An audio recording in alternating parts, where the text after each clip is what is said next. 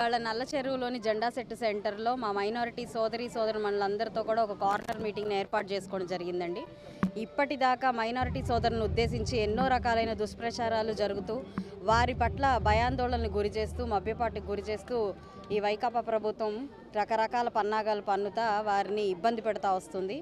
వాటన్నిటినీ మేము ఉద్దేశించి ఆ అబద్ధాలన్నింటినీ తిప్పికొడుతూ వారికి జరిగేది నిజాలేంటి అని చెప్పడానికి ఈరోజు ఒక మీటింగ్ పెట్టుకొని వారికి నిజమైన సంక్షేమం అంటే ఏంటో, అభివృద్ధి అంటే ఏంటో, వారికి ఇవ్వబోయే పథకాలు ఏంటో, లేకపోతే వారిని ఏ దిశగా మేము రేపు అభివృద్ధి పదంలోకి పరిగెత్తించబోతున్నామో వారికి చెప్పి ఇప్పటికే వారిని ఎన్నో రకాలైన మార్పులకి గురి చేశాము. ఇప్పుడు ప్రతి ఒక్కరూ కూడా అవి అర్థం చేసుకొని మాకు సంఘీభావం తెలుపుతూ మాకు మద్దతు పలుకుతూ ఈరోజు మమ్మల్ని ఘనంగా ఆహ్వానించి ఈరోజు ఇక్కడ ఒక మీటింగ్ పెట్టి అందరినీ ఉద్దేశించి నేను మాట్లాడేలాగా వీరు ఈరోజు ఇలా ఒక సిద్ధం చేశారండి ఈ సభని.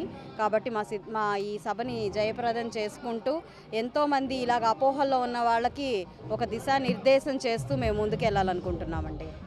తాటాకు చప్పళ్ళకి సింహాలు భయపడవండి. ఎప్పుడు కూడాను ఎన్నో చప్పుళ్ళు చేస్తూ ఉంటారు. వాటన్నిటికీ భయపడతా ఉంటే మేము ముందుకి అంటే వాడికి దానికి కూడా మేము ఒక అవకాశం ఇచ్చి వారిని అవి విని వారికి ఏదో మేము ఒక ఇంపార్టెన్స్ ఇచ్చినట్టు అవుతుంది. కాబట్టి అలాంటివన్నీ పట్టించుకోవాల్సిన పని లేదు. ఈరోజు సర్వేలు ఉన్నాయి.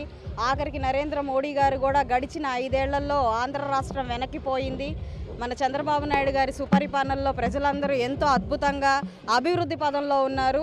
ఎన్నో అరాచకాల అక్రమణలకి గడిచిన 5 ఏళ్లలో మన ప్రజలు గురయ్యారు అని చెప్పి ప్రధానమంత్రి నరేంద్ర మోడీ గారే బహిరంగ సభలో పేర్కొనడం జరిగింది. అలాంటి ప్రభుత్వానికి మనకి సెంటర్ నుంచి కూడా ఎలాంటి మద్దతు దొరకదు.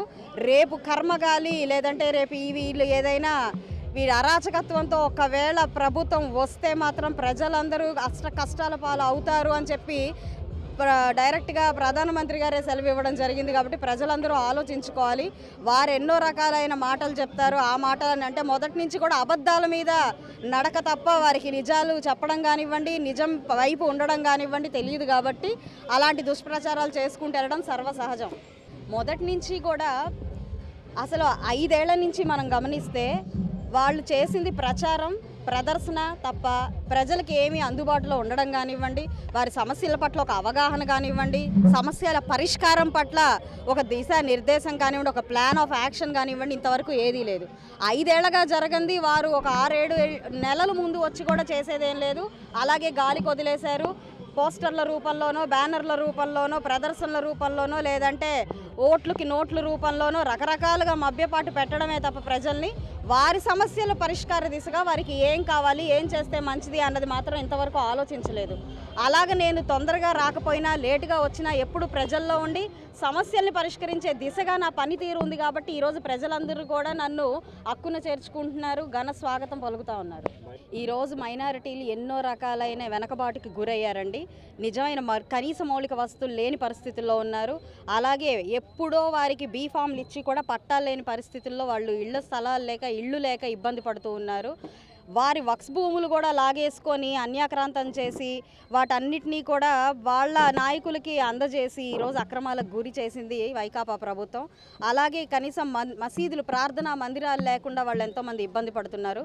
మా ప్రభుత్వం వచ్చి రాగానే ముందు నా వంతుగా ఇక్కడ ఉన్నవారికి కమ్యూనిటీ హాళ్ళు కట్టించడం కానివ్వండి, లేదంటే కబరస్థాన్లు ఇవ్వడం కానివ్వండి, అలాగే ఎన్నో రకాలైన సంక్షేమ పథకాలను మేము అందించడం, మదరసాలను కట్టిస్తాము అని చెప్పి ఇక్కడ మైనారిటీ సోదరులందరికీ కూడా హామీ ఇవ్వడం జరిగింది. అలాగే ఎన్నో రకాలైన మైనారిటీ సంక్షేమాలు 100 కోట్ల మనకి మంజూరు చేయడం జరిగిందండి ముస్లిం ఫెడరేషన్కి. ఆ 100 కోట్ల నిధుల ద్వారా ఎన్నో రకాల సంక్షేమ పథకాలు వారికి అందించబోతా ఉన్నాము. రేపు అది మన షాదీ తోఫా కానివ్వండి, లేదంటే మన రంజాన్ తోఫా కానివ్వండి, ఇలాంటి ఎన్నో రకాలైన పథకాలు ఉన్నాయి. అవన్నీ కూడా ప్రతి ఒక్కరికి చేరవేస్తూ ఉంటాము.